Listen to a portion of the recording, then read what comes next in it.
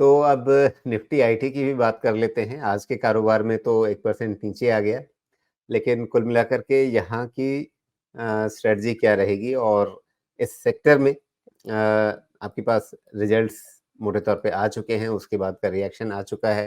अ, अब यहाँ से निफ्टी आईटी में क्या दिख रहा है? राजीव, मैं एक सवाल एक सेंटेंस में जवाब दूँगा। मुझे आईटी के रिज़ल्ट्स कोई बहुत बढ़िया नहीं लग रहा है।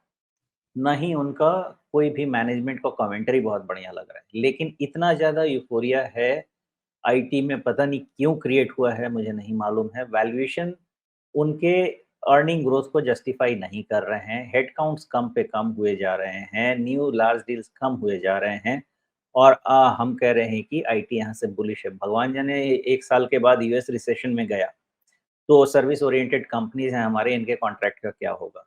देखिए, IT as an index is tactical buy जब तक मोमेंटम है।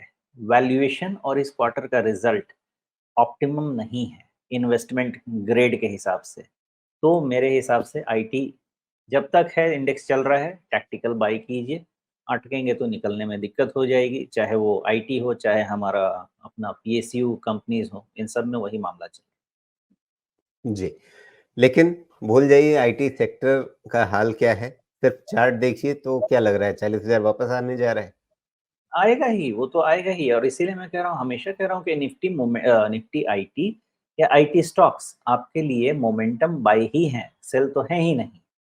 लेकिन अगर इसको बाय एंड सिट टाइट कह सकते हैं, वैसा नहीं कह सकते हैं, बिकॉज़ प्रीमियम वैल्यूएशन चल रहा है, मीडियन से 2-2 स्टैंडर्ड डिविएशन दूर चल रहे हैं, सम फाइंड ए पनिशमेंट तो आएगा ही। ईदर इनका रेवेन्यू प्रॉफिटेबिलिटी यहाँ से मैनीफोल्ड हो या फिर वैल्यूएशन एडजस्टमेंट हो। जी, तो ये रही बात निफ्टी आईटी की।